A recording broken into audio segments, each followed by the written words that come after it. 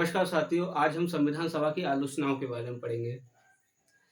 हम देख रहे हैं कि हमारा जो संविधान था वो 26 नवंबर 1949 को आंशिक रूप से लागू हो जाता है। पूर्णतः लागू होना मतलब 26 जनवरी 1950। इसके बारे में बता चुके हैं कि 26 जनवरी को क्यों और क्या था वो जनवरी का अंतिम रविवार वाली बातें। जब प्रस्तावना को पढ़ेंगे तो दोबारा बता देंगे। देखिएगा, यहाँ जो फैक्ट ये है कि 26 नवंबर 1949 को जब संविधान आंशिक रूप से लागू हुआ, यानी कि 16 आर्टिकल को यानी कि 16 अनुच्छेदों को 16 या 16 अनुच्छेदों को जो लागू किया गया था वो आर्टिकल 26 नवंबर 1949 से किया गया और 26 जनवरी 1950 से पूरा संविधान भारत में लागू कर दिया जाता है। यहाँ एक प्रश्न आपसे ये है कि 26 नवंबर 1949 को जब 26 नवंबर 1949 को जब संविधान आंशिक रूप से लागू किया जाता है तो भारतीय संविधान की प्रस्तावना को, हालांकि आपका वो प्रस्तावना कहाँ से आ गई बीच में, यह है कि संविधान की प्रस्तावना कब से लागू हुई। तो कई लोगों को लगेगा 26 नवंबर इसका आंसर है, कई को लगेगा 26 जनवरी 1950 इसका आंसर है। तो याद रखिएगा, प्रस्तावना 26 जनवरी 1950 से भारत में लागू होती है। ठीक है, आंशिक रूप से लागू होना मतलब 26 नवंबर 1949। संविधान आंशिक रूप से कब लागू हुआ? 26 नवंबर 1949। संविधान सभा द्वारा संविधान को कब अपनाया गया? 26 नवंबर 1949। संविधान कब बनकर तैयार हो गया? 26 नवंबर 1949। संविधान मतलब कब स्वीकार किया गया, कब अपनाया गया, कब अंगीकार किया गया? तो 26 नवंबर 1949। संविधान पूरी तरह से कब लागू हुआ? 26 जनवरी 1950। इसके बाद में आपसे और भी प्रश्न पूछे, भारत गणतंत्र कब बना? 26 जनवरी 1950। प्रस्तावना कब से लागू होती है? 26 जनवरी 1950। प्रस्तावना को संविधान सभा द्वारा कब अपनाया गया? तो प्रस्तावना को अपनाया कब गया था? ये प्रश्न महत्वपूर्ण है। इसका देखिएगा, उद्देश्य प्रस्ताव के बारे में आप पढ़ेंगे, वो एक अलग चीज है। 22 जनवरी 1947 को उद्देश्य प्रस्ताव अपना लिया जाता है संविधान सभा द्वारा, या पारित हो जाता है, या पास कर दिया जाता है, या स्वीकार कर लिया जाता है, बातें की है।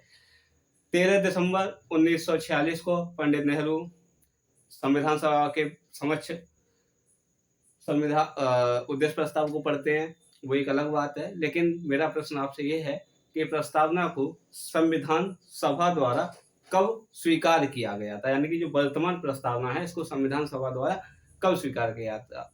अगर इसका आपको आंसर जाना है तो एक चैनल पर शॉर्ट्स वीडियो अपलोड हुई है, आप उस पर जाकर के देख सकते हैं। आइए फिलहाल हम संविधान की आलोचनाओं के बारे में पढ़ेंगे। संविधान की आलोचनाओं के बारे में देखिएगा, सबसे पहले ये है, यहाँ 26 जनवरी को आपको याद रखना कि 26 नवंबर था 1949, उससे पहले 25 नवंबर 1949 रहा होगा, निसंदेह आप इस बात को मान के चलिए। तो 25 नवंबर 1949 को डॉक्टर भीमराव अंबेडकर संविधान सभा में एक भाषण देते हैं। उस भाषण को अराजकता का व्याकरण कहा जाता है, जिसमें बहुत सारे मतलब जो भी डाउट है संविधान सभा के सदस्यों के बीच में, उन सबको बाबा साहब डॉक्टर भीमराव अंबेडकर ने क्लियर किया था। उसी आधार पर हम संविधान सभा की आलोचनाओं को आज पढ़ने वाले हैं। सबसे पहली आलोचना है, संविधान सभा एक संप्रभु संस्था नहीं थी। संविधान सभा एक संप्रभु संस्था नहीं थी। देखिए, संप्रभु प्रस्तावना के बारे जब हम पढ़ेंगे तब तो इसका जिक्र करेंगे ही। संप्रभु का मतलब होता है, संप्रभु का मतलब होता है खुद के निर्णय लेना, यानी कि आप कितना भी बड़ा निर्णय हो खुद ही ले सकें। अब यहाँ ये आलोचना ये है कि संविधान सभा एक संप्रभु संस्था नहीं थी, क्योंकि संविधान, अब इसका रीजन क्या है? क्योंकि संविधान सभा के अनेक सदस्यों का चुनाव नहीं हुआ था। कथन कारण में आ जाए तो याद रखिएगा, संविधान सभा एक संप्रभु संस्था नहीं थी क्योंकि संविधान सभा के अनेक सदस्यों का चुनाव नहीं हुआ था।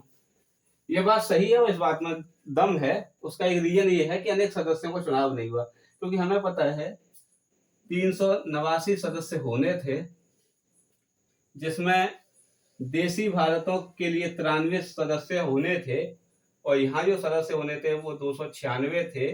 और 296 में भी अगर चीफ कमिश्नरी क्षेत्र के लिए जो थे वो 4 सीटें थी, और प्रांतीय जो प्रांतों के लिए थे, जिनके सदस्य प्रांतीय विधानमंडल द्वारा या प्रांतीय विधानसभाओं द्वारा चुने जाने थे, वो 292 थे। इनका निर्वाचन हुआ था, इनका मनोनयन हुआ था, ये आपको पता है। यहाँ ये बात सही है कि भाई ये इनका निर्वाचन हुआ, वो भी अप्रत्यक्ष हो गया क्योंकि प्रत्यक्ष नहीं हो रहा है, और यहाँ तो मनोनयन हो ही रहा है, इसलिए इस बात में दम था। लेकिन बी आर अम्बेडकर साहब ने 25 नवंबर, यहाँ लिख भी देता हूँ, 25 नवंबर 1949 को एक भाषण दिया जिसे अराजकता का व्याकरण कहा जाता है।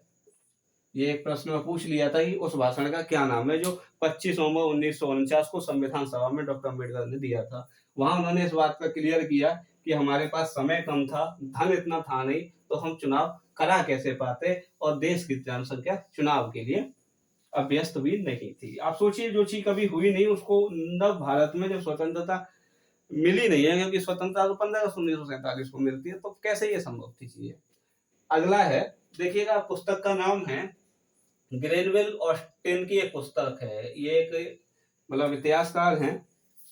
ग्रेनवेल ऑस्टिन की पुस्तक है the Indian constitution,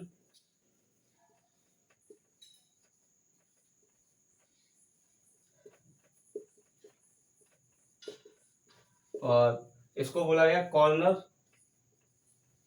stone of the nation, यानी कि भारतीय संविधान राष्ट्र की आधारशिला। भारतीय संविधान राष्ट्र की आधारशिला, इसका हिंदी मतलब रहेगा। इसमें इन्होंने एक टिप्पणी की है कि संविधान सभा कांग्रेस थी और कांग्रेस ही भारत था। संविधान सभा कांग्रेस थी और कांग्रेस ही भारत था।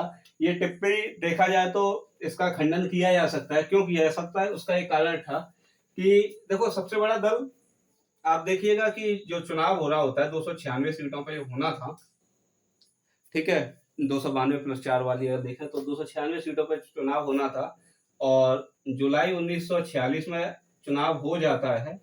तब आप रिजल्ट को देखेंगे तो कांग्रेस को 208 सीटें प्राप्त होती हैं। आप इसमें देखेंगे मुस्लिम लीग को 73 सीटें प्राप्त होती हैं, और 15 अन्य के खाते में चली जाती है, जिसमें मतलब अदर थे और निर्दलीय थे। अब यहाँ इनको अगर टोटल किया जाए तो ये 11 हो जाएगा, 11 के यहाँ से लेकर 8 और ये 2 हो जाएगा, और इसमें 15 को जोड़ दीजिएगा तो आप देखेंगे 296 आ गया। क्लियर है? तो उनका कहना यह था कि कांग्रेस के सबसे ज्यादा सदस्य हैं, निसंदेह हैं। दूसरी बात यह है कि कांग्रेस ही भारत की, भाई कांग्रेस में जो भी चुनाव लड़ा वो जीता ही, ऐसा भी कहा जा सकता है। अब यहाँ इस बात का खंडन इसलिए किया जा सकता है क्योंकि कई ऐसे सदस्य थे कांग्रेस में जो कि मूलतः कांग्रेसी नहीं थे। इससे पहले वाली जो वीडियो है उसमें मैंने बताया है कि ड्राफ्ट जो कमेटी थी, यानी कि प्रारूप समिति थी, उसके मूलतः कांग्रेसी केवल एक ही नेता थे, के एम मुंशी, कन्हैयालाल माणिकलाल मुंशी। बाकी के जो भी थे वो केवल कांग्रेस के बिहाफ पर चुनाव जीत करके आए थे। जैसे डॉक्टर अम्बेडकर हो गए, पहले मुस्लिम लीग से थे, उसके बाद में M R Jacob, Mukund Rao Jacob साहब की सीट खाली होती है तो वो बॉम्बे से चुनाव जीत के आते हैं कांग्रेस से, लेकिन मूलतः कांग्रेसी नहीं थे।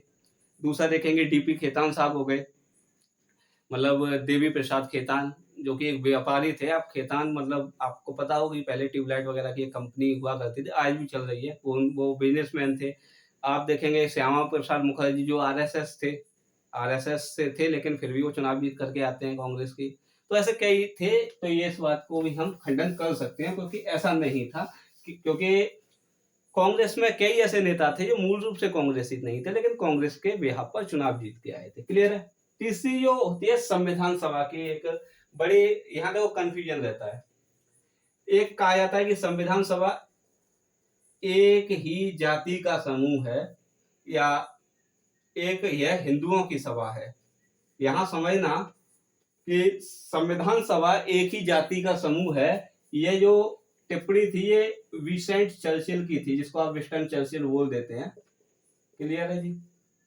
दूसरा, संविधान सभा हिंदुओं की संगठन है या हिंदुओं की सभा है, ये टिप्पणी जॉन साइमन की थी। ठीक है जी, साइमन कमीशन अश्वेत आयोग के बारे में पढ़ाई है। अगला हम देखेंगे कि संविधान निर्माण में अगली जो टिप्पणी है वो ये है, संविधान निर्माण में अधिक समय लगा। तो निसंदेह आप देखेंगे कि 2 साल 11 महीने 18 दिन का समय लगा था, लेकिन संविधान सबसे खूबसूरत भी बना है, तो इसलिए इस समय मायने नहीं रहता है।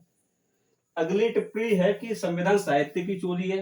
तो इसके बारे में भी भाई 25 नवंबर 1949 को बाबा साहब डॉक्टर भीमराव अंबेडकर ने जो अराजकता का भाषण दिया था, उसमें क्लियर कर दिया कि कोई भी संविधान वास्तविक या अपना होने का दावा नहीं करता। यानी कि उनका कहना था कि कोई भी संविधान ले लीजिए, वो मूल रूप से अपना खुद का संविधान नहीं हो सकता, कहीं ना कहीं से प्रावधान लिए। एक एग्जाम्पल मैं दे देता हूँ, प्रस्तावना में भी इस बात का जिक्र कर दूंगा। हम भारत के लोग, भारत ने कहाँ से लिया है, प्रस्तावना में कहाँ से आया, यूएन के चार्टर से, क्योंकि वहां का है वी द नेशन और यहाँ है वी द पीपल। अब यूएन के नेशन वाले कहाँ से लेके आए, भाई उनका भी खुद का नहीं है, क्योंकि वो चीजें रूसों की रचनाओं में मिलती है। तो इनका कहना क्लियर था कि अच्छे प्रावधानों को कहीं से लेना कोई बुराई नहीं है, ले सकते हैं, और इसको साहित्य चोरी नहीं कहा जा सकता, क्योंकि कोई भी संविधान अपने मूल होने का दावा नहीं करता है। अगला यहाँ कह दिया है भाई, अगली जो टिप्पणी है वो आलोचना वो ये है कि ये 1935 के अधिनियम का कटपेस्ट है। तो इसका भी बाबा साहब ने जवाब दिया कि बताओ, क्या हम 1930, 1931, 1932 में हुए गोलमेज सम्मेलनों का भी तो परिणाम अधिनियम था 1935। इसमें बस ये कमी थी कि इसकी प्रस्तावना का इसमें उल्लेख नहीं था। इसमें भी राष्ट्रीय एकीकरण की बात की गई, हमने भी वही की है। तो उन्होंने कहा भी ये जो भारत शासन अधिनियम 1935 है, ये स्वयं नहीं आ गया, ये भी हमारे ही संघर्ष का परिणाम है। निसंदेह जो भी संविधान सभा की टिप्पणी थी, मतलब लोगों के जो कमेंट्स थे, उनको हम क्लियर कर पाए हैं। अगली जो वीडियो रहेगी वो बहुत ज्यादा महत्वपूर्ण रहने वाली है संविधान सभा की, और वो लास्ट पार्ट रहेगा जिसमें महत्वपूर्ण तथ्य भी रहेंगे। इसके बाद में बाबा साहब डॉक्टर VR अम्बेडकर और संविधान सभा और पूरे संविधान में उनका क्या योगदान रहा है, उस वीडियो में हम देखेंगे। ये भी देखेंगे कि जो भारत विभाजन 14 अगस्त 1947 को होता है, वो बाबा साहब ने 1940 में अपनी किताब में ही लिख दिया था कि भारत विभाजन होना तय है। ऐसे बहुत सारी चीजें हैं जिनके बारे में हम अगली वीडियो में चर्चा करने वाले हैं। बने रहिएगा साथ। धन्यवाद। जय हिंद, जय भारत।